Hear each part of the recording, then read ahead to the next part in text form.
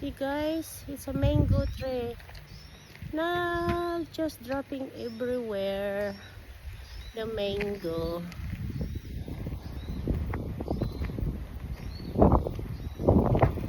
We are on the different places now. We just going some nagtutur lang kami kung saan kami punta. Nagtutur. We just go beach to the beach. And look at this. Look at that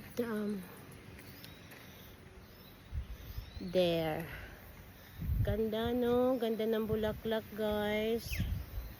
It's so pretty.